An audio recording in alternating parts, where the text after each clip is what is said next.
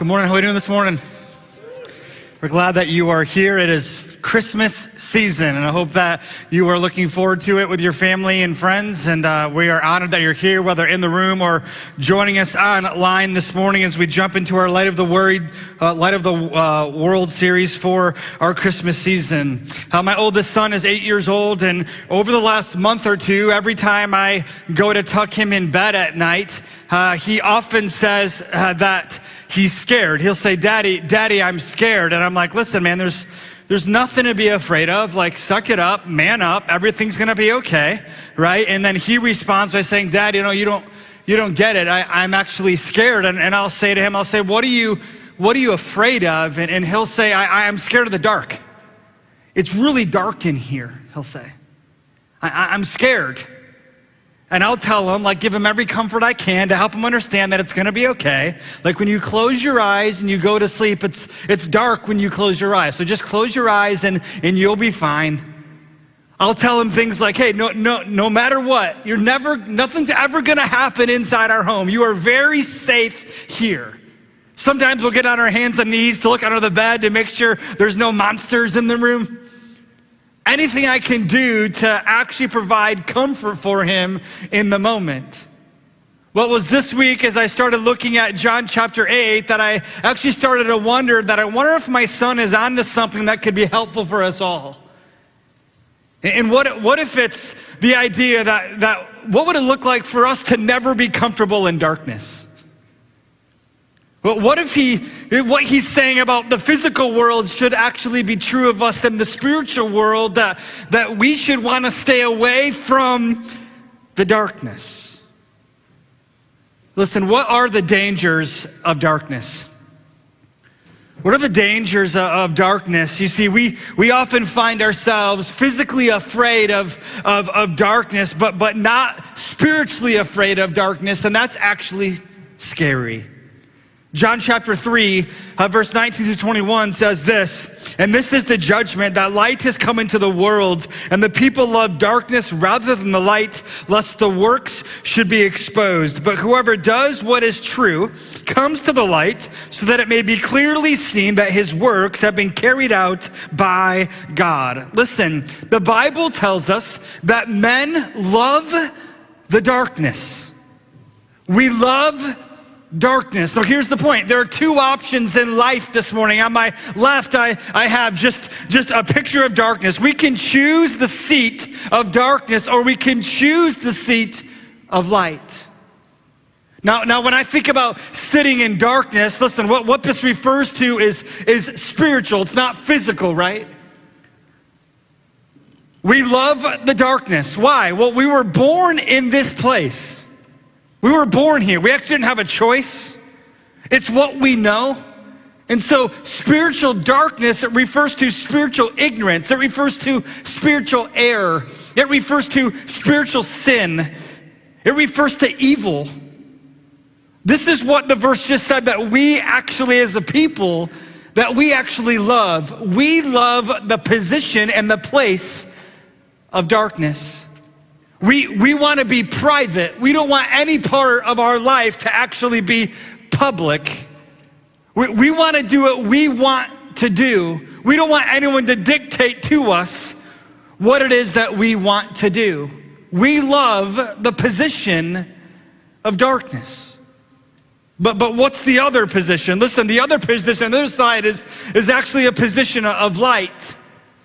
And we can choose darkness or we can choose the light, but the truth is this position, those of us who are in this spot are here because we love the Bible, we love truth, we love the Lord, we love Jesus, we love His Word.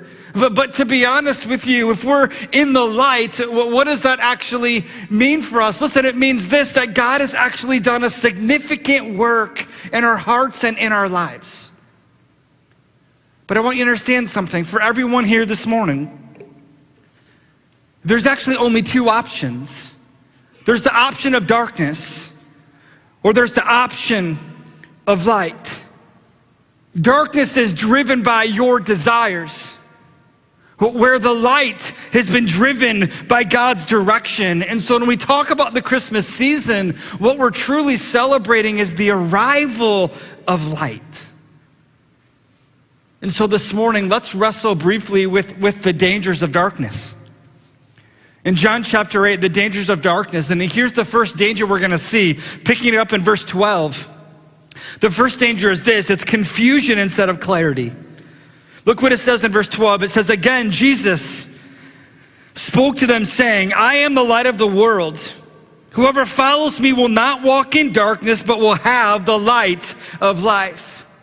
Notice the first part of the phrase literally says this: again, Jesus spoke to them. So that means this: we're jumping into a conversation that's already been going on. In fact, to learn more about the historical setting, turn back to chapter 7. Let's look what it says in verse 1 and 2 together. It says this: after this, Jesus went about in Galilee.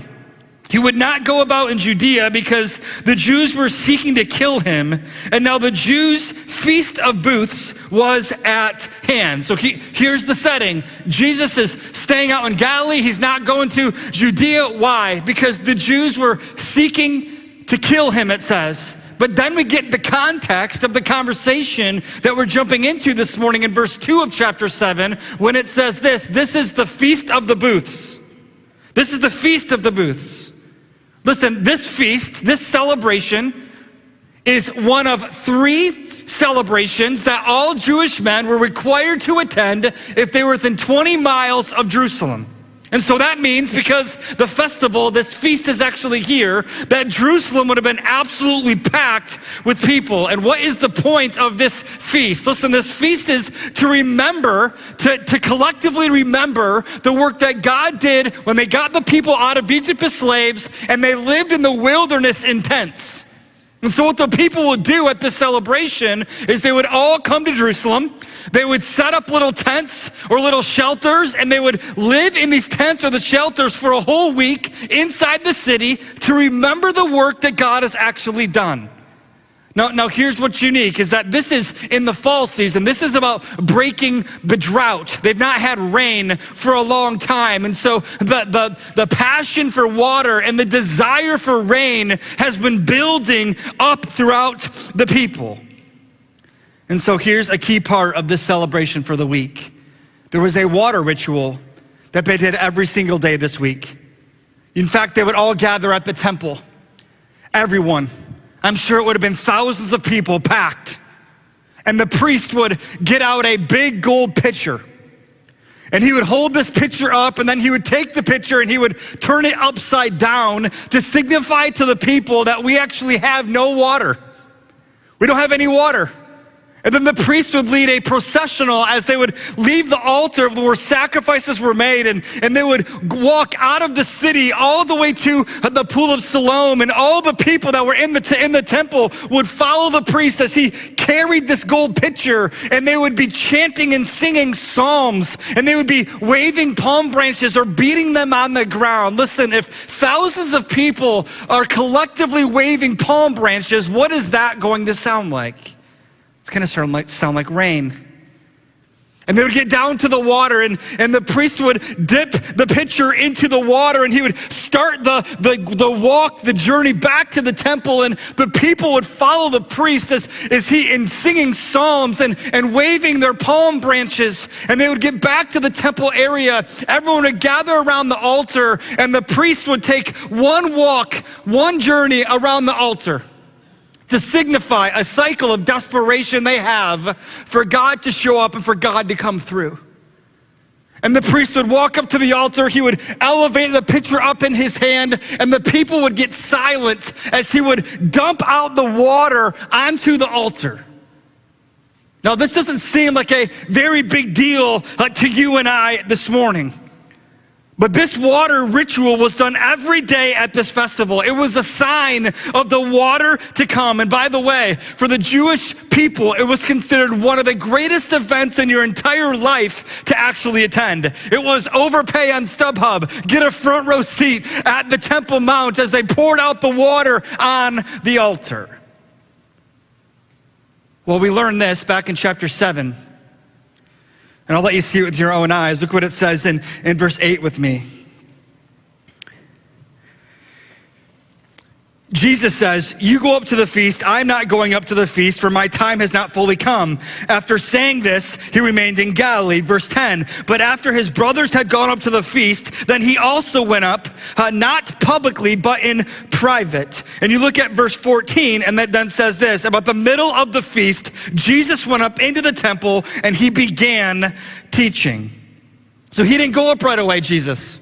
So this water ritual has happened multiple times already. Jesus is going up midweek to the temple, and he begins to teach, and it creates all sorts of issues. But listen, it's on the last day of this feast where the priest gets the pitcher. The priest walks all the way down to the water. The people are chanting their psalms, and the people are waving their palm branches, and they come back to the Temple Mount, and the priest doesn't walk around the altar one time. He walks around the altar 7 times to signify with each cycle around the altar this desire, this deep passion for water and for God to actually come through. And the priest would hold up his golden pitcher once again, and all the people would be silent as he begins to pour out the water on the altar. And it's in that very moment, in the silence of the people, in the water being poured out of the pitcher, that Jesus in chapter 7, verse 37 through 39, he literally declares with a loud voice, "If anyone is thirsty, let him come to me and drink." In the silence. If you're parched, come to me. If you're thirsty, come to me. He's yelling so everyone can actually hear him. If anyone is dying, there's a better way. Come to me. If you want to be satisfied, come to me, he's saying. He's saying that he is streams. He's offering streams of living water. Listen, this is just one of the events that happened during this week. The Feast of the Booths. One is the pouring of the water, but the second is the illumination of the temple. We know this next part is taking place in the treasury. We've seen that in chapter 8, verse 20. This is also the court of the women at the actual temple, and they would set up 4 huge torches. 4 huge torches, and some believe that these torches were as tall as the temple themselves, and so they could have been up to 9 stories tall, and they would have huge bowls on top of them full of 65 liters of oil, and they believed they had to create some huge ladders to actually get up there to even light these torches. But what's the point? You see, these torches would illuminate the whole area, the whole Temple Mount. They would light up a big part of actually Jerusalem, and it was considered a spectacular show. You see, here's what actually happened. The moment that the torches were lit, it provided clarity for the people to actually be able to see at night. And so guess what the people would do? They don't get to see at night normally. They didn't have electricity. And so when the candles were lit and the whole area of the Temple Mount was actually brightened up and there was clarity to be able to see, the people would actually dance and they would sing and they would worship under the lights of these torches. Why? Because they had clarity. And this lighting, this illumination, was a greater picture of a light all the way back in the wilderness again, where God was the pillar of cloud during the day and a pillar of fire at night to lead and guide his people wherever it is that he wanted them to go. And it was in the very moment of the lighting of these torches when the people again is anticipations building to be able to celebrate what Jesus and what God has done historically for them. Jesus actually declared this in that moment: "I am the light of the world. Whoever wants to follow me, walk with me. You will be light. You will have the light of life," he said. What is he saying? Jesus is saying this in that moment. Hey, the cloud in the wilderness that provided protection for you so you didn't die from the heat of the sun in the desert, yeah, that was me. The fire at night that guided your way and gave you clarity so you could see in the night, yeah, that was me. The tabernacle that you actually set up in the wilderness to where you came and you worshiped, it was me that you were absolutely worshiping. You see, what Jesus is saying to his people is that I am not a messenger sent from God. I am God. In fact, 22 times in the book of John, Jesus is referred to as the light. And isn't it wild that he's saying this, I am the light of the world in John 8, verse 12, yet he's the same God in Genesis chapter 1, verse 3 and 4, who declared this reality, let there be light. Like he spoke it into being. In 1878, Joseph Swan is credited as the first person to ever create a long-lasting light bulb. And his light bulb lasted a whopping 13.5 hours, okay? Really long. It was the next year, 1879, that Thomas Edison created the longest light bulb at the time, which was 40 hours long. And he's credited with the creation of the light bulb. We could talk about the longest burning light bulb of all time, which I learned this week, is in California. It's been burning since 1901. That's kind of a crazy, cool little stat. But isn't it true that when electricity was created, when the light bulb actually came out, it changed the world. It changed how we live in our homes. It changed how businesses function. It changed how productive we can actually be.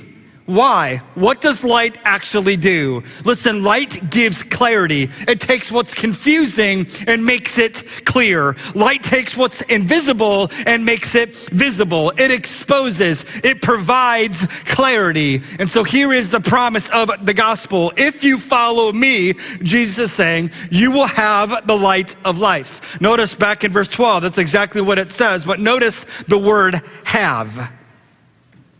You see, the gospel is not something that just brings a light to you, but it's actually the reality that you can have possession of the light. It can be yours. Jesus declared that he is the life. You see, the world was blinded by darkness until Jesus came and stared us in the face and declared that there is another way. There is another light. There's another life that's possible. And so what does the life actually do? Listen, the light of the gospel actually shines on your past, on your present, and on your future. Well, what do I mean by that? What does the light expose in our past? Listen, the light exposes this, that every man, John 3, is a lover of darkness. That we love the dark. The light of the gospel exposes the reality that we are sinners who've lived for the glory of ourselves. The light of the gospel has made it abundantly clear that we are concerned about our agenda and our agenda alone. The light of the gospel has exposed that you're a sinner in your past, but it also has pointed to another direction, that there is a rescuer that can redeem you out of your past. It exposes. It also provides the rescue. It gives us everything we need. It exposes everything about our life. It lays it bare before holiness. And now we get to decide how we want to respond with our past. But what does the light of the gospel expose in the present? You see, the light of the gospel illuminates continually that Jesus is the only way. The light of the gospel, while it exposes our brokenness and our sinfulness, here's what's beautiful about the light of the gospel. In your present, your past doesn't get the final verdict. In the present, your past is incapable of declaring victory. And while we often wrestle with while we are here in this world, there's something that's been echoed throughout all eternity. And that is this, that Jesus is the light of the world. If you are here this morning, friends, we are called to live in the light, and we are called to bring glory to the name of Jesus and how we live. And so if we live in the light, we live in a light in a dark world. And while the dark world is a lover of darkness, they don't care about truth. They don't care about what you think or what we do. They get to see something significant in us. And what do they get to see? They get to see the light of Jesus. They get to see a people whose hearts have been transformed by a certain love. They get to live their life. We get to live our life in such a way that we get to demonstrate that our thirst has been quenched by someone greater. We get to live our life in such a way that we get to bring light wherever we go. That's current. But then we can talk about, what does the light of the gospel expose in our future? Listen, we walk in a dark world, but the people get to see all that God has done in our hearts and our life. We have an opportunity, we have a responsibility to take the light all over the dark corners of this world, to live our lives in such a way that has been transformed by the person and the work of Jesus. You see, where the world walks in blindness, we get to walk in clarity, because here's the reality, is men are lovers of darkness. That means they're blinded by seeing right and wrong. It's blurry for the world. They don't know what's right, and they don't know what's wrong. Do you walk in light, or do you walk in darkness? Are you living in confusion, or are you living in clarity? What are the dangers of darkness? Here's the second danger we'll see, danger 2. It's deception instead of truth. Let's look at verse 14 together of chapter 8. Jesus answered, Even if I do bear witness about myself, my testimony is true, for I know where I come from and where I am going. But you do not know where I come from or where I am going. You judge according to the flesh. I judge no one. Yet even if I do judge, my judgment is true, for it is not I alone who judge, but I and the Father who sent me. In the law it is written that the testimony of two people is true. I am the one who bears witness about myself, and the Father who sent me bears witness about me. And they said to him, therefore, where is your Father? Jesus answered, you know neither me nor my Father. If you knew me, you would also know my Father. These words he spoke in the treasury as he taught in the temple. But no one arrested him because his hour had not yet come. So Jesus at this point has declared to be the light of the world. Now here's the tension. How are people going to respond to Jesus' declaration?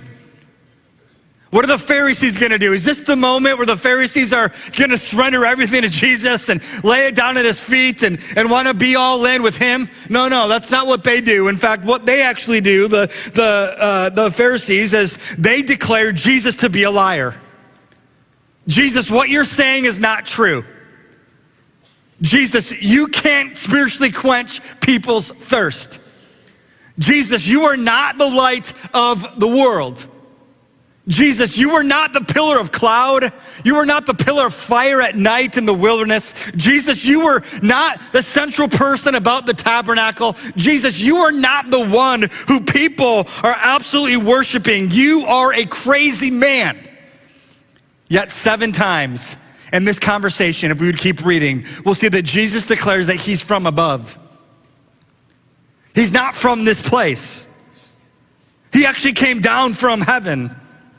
And it's in this conversation that Jesus has with the Pharisees that we learn about the lifeblood of the gospel is absolutely sacrifice. It's sacrifice.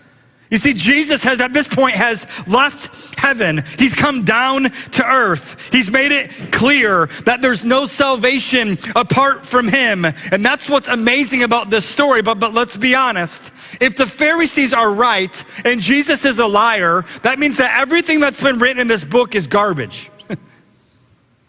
None of it's actually true. That means the sacrifice on the cross for you isn't good enough. It means you're still trapped in your sin. And it means the Christmas story at best is a beautiful story of fiction. So isn't it true that darkness is deception?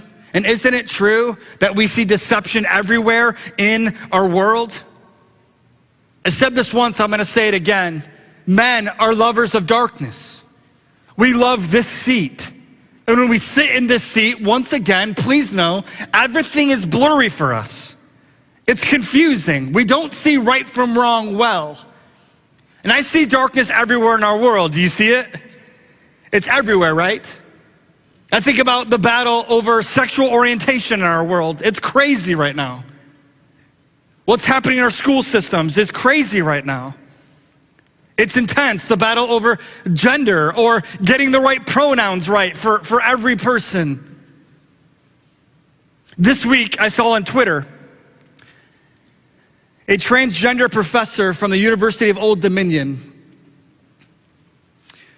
who actually made a declaration to defend those who are attracted to children. Now, let me be honest, he was not supporting abuse or defending abuse of any kind. But he was trying to normalize the reality that some people are attracted to children. They were born this way. Therefore, we shouldn't use the phrase pedophile, but we should use the acronym MAP, which means minor attracted person. This is the world we're in. We have people identifying in our country, in our state, in our schools today as animals, and they're called furries. It's a dark world. Isn't it not confusing? Is there not crazy deception happening all over the place? And that's the point of the gospel, that Jesus came into the world to show that there's another way. And he put himself in front of everybody else to make the sacrifice so others who were dark could experience something so wonderful in the light. He gave up heaven for that. And while we live in a world that is complete darkness, can I just be honest with you? The church is called to be light in a dark place. And so I think our eyes need to see what Jesus says in verse 15 in his conversation with the Pharisees. Jesus says this to the Pharisees: "Hey, Pharisees, you judge according to the flesh." And what does Jesus then declare? "I judge nobody. I judge no one." And I think one of the problems with the church today is that we want to be the judge of everyone, yet Jesus declares that he's not judging anyone. The church is full of people who possess the truth, who declare that they live in the light, who want to bring up and become the judge of everybody in the world, to convict them and to sentence them with their own wrath. Listen, make no mistake, there is judgment coming. Make no mistake, there is a judge. It's just not me, and it's just not you. There's a judge.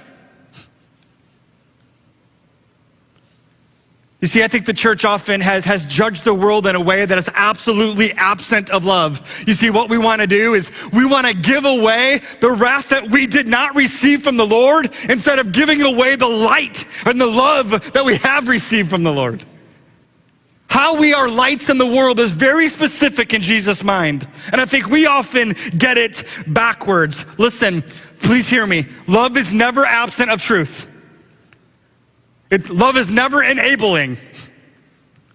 It's never absent of truth. Love is always true. It is always gracious. Truth always requires love. But do you take a stand in truth because you love, or do you take a stand and want to judge because you want to be right? Listen, a holy God does not need you to defend him. He doesn't need you to defend him. But he does want us to be light in a dark world. And the way that we are light in a dark world is abundantly clear, that we make the things of Jesus visible in our life. When we follow Jesus in the Gospels, we see that Jesus was very firm with the religious elite, yet he had a ridiculous compassion on the brokenhearted sinners, didn't he? Hey, church, remember, the world doesn't know what they're doing. And so instead of getting angry, it should break our heart to say, there's a better way than this.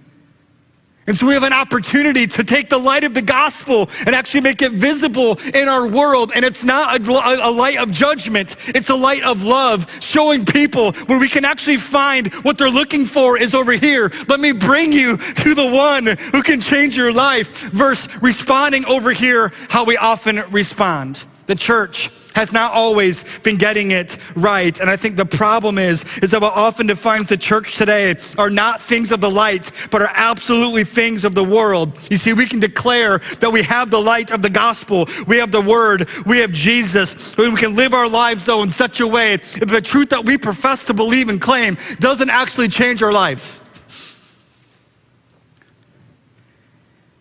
Therefore, we're like the Pharisees. Listen, do you care about truth? If you say that you care about truth, does that truth change your heart? Has it traveled from your head to your heart? Do you actually know him? Because what's often happening when you follow people on social media, and we love to go on there and make our arguments and make our judgments, well, how we often respond to darkness is with darkness. That's anti-gospel. Do you love the truth? Has the truth changed your heart and actually changed your life? Because that's how we bring the light into a dark place, that the people in the world get to witness with clarity, with truth, with the person of Jesus, who he is and what he actually does in sinners' hearts, by the way, which is all of us. Jesus tells the Pharisees that you don't know me. You see, the danger for the Pharisees is the same danger that I think we often face today in our world and in our life as believers, American Christians. You see, the Pharisees believe this: they don't need the light of Jesus because they can find their own way. They can absolutely do it themselves. They can figure it out. Yet Jesus makes it abundantly clear in John chapter 8 that where I am going, you cannot come. In verse 21, he absolutely says, you cannot do it. You can't produce the desired outcome. And here lies the human dilemma in this deception. You see, the Pharisees were religious, yet they had the scriptures. We know they had the whole Torah memorized, right? But yet in John chapter 5, Jesus declares this to the Pharisees. Yep, you know the Bible. You have all the scriptures. You have the Torah memorized, but you're missing me. You're missing me, he tells them. And if you miss me, that's an eternal difference. Do you realize that if we don't get Christmas right, if we don't get the incarnation of Jesus right, there is no light pointing to a rescuer? This is vital for us today. Are you being deceived, church? Or are you walking in truth with clarity? These things are important for us today. Thank goodness for the Lord, right? What are the dangers of darkness? Listen, we've seen two of them. But briefly, let me share the third. It's death instead of life. Look at verse 21 with me. It says, so he said to them again, I'm going away and you will seek me and you will die in your sin. Where I am going, you cannot come. So the Jews said, will he kill himself since he says, where am I going, you cannot come? He said to them, if you are from below, I am from above. You are of this world. I am not of this world. I told you that you would die in your sins, for unless you believe that I am he, you will die in your sins. So Jesus said, once again, this conversation's happening in front of everybody, around the candles, the torches lighting up all the Temple Mount. In the moment of the silence, he declared, I am the light of the world. If you come to me, you will have the light of life. He's making huge claims about himself. But here's the truth. By him claiming that he's the light, he's declaring to everybody there that they are in trouble, that they're going to die in their sin. Hey, Pharisees, you can't do it. Hey, religious elite, you cannot produce the desired outcome you want. In fact, your good works are just as awful as your sin, and all those things create a barricade. They're going to keep you from my kingdom, from heaven, he's saying. You're not going to break through it by yourself. You're not good enough. You can't obey enough. You can't put forth a great performance to actually get what you want out of it. It's absolutely impossible, Pharisees, and therefore, you're blocked from heaven. Yet, here's the good news. Luke chapter 1, verse 79. It says this, to give light to those who sit in darkness and in the shadow of death, to guide our feet into the way of peace. Think about the gracious compassion of this verse. The light of Jesus shines on those who are in darkness, who over here, the men who love darkness rather than light, and it points us to the place where peace can actually be found. And by the way, it's not what we're seeing in the world right now, the love of darkness, every man for themselves. It seems like everyone's on the hunt for peace. We're looking for peace. All the sexual orientation, all the confusion, it's a battle over peace. And what the gospel is saying is peace is found in Jesus and Jesus alone. It's a light to our guide. And unless you believe in me, Jesus is saying, you will die in your sin. So here's the point. Jesus is calling anyone who's in the dark today. He's saying, come to me. It's an invitation to come to the light. Now, let me be clear. When you come to the light, your sin will be exposed. You're going to clearly see who you are. You're going to see the depths of your brokenness and your sinfulness. But here's the beauty. When you come to the light, he doesn't leave you in your brokenness, but he points you to a redeemer and the reality that your brokenness doesn't get the final say in your life. It's the reality and the truth and the beauty of the gospel. He is waiting for us in the light. Do you realize that those who are in heaven are there because they responded to the gospel, the light of the gospel? Yes, their sin was exposed, but they responded to the truth, which is that they are so loved, even though they're sinners. They then responded to that invitation and they received life. Does this describe you? Our gospel takeaway this morning is this: the light of the world is the only hope of the world. Hey friends, did you hear that? For you, the only hope is the light of the world. Listen, for the dark world that we live in today, the only hope is the light of the world. There is no other hope. I think a key word there is the word only. There's no other way to peace. Hope is the light of the world. You see, when we're in the light, we have complete clarity. When we're in the light, we have total truth. When we're in the light, we actually find life. But apart from Christ, there is no clarity, there is no truth, there is no life. Listen, are you in the light or are you in the darkness this morning? Can I just be honest, church? The Christmas story is a reminder of how we find salvation. But the Christmas story is also a reminder today that our choices matter. That the choices we make matter. And so can we come full circle again back to John chapter 3, verse 19 through 21? That says this, and this is the judgment.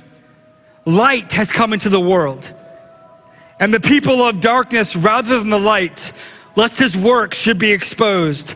But whoever does what is true comes to the light so that it may be clearly seen that his works have been carried out by God. Listen, isn't it not true? The contrast between the dark and the light could not be more glaring. There are two choices for you to make. There's two options that you get to decide. One is you get to choose darkness, which is going to be a position of error, a position of your own brokenness and sinfulness, a position of deception, a place of total confusion.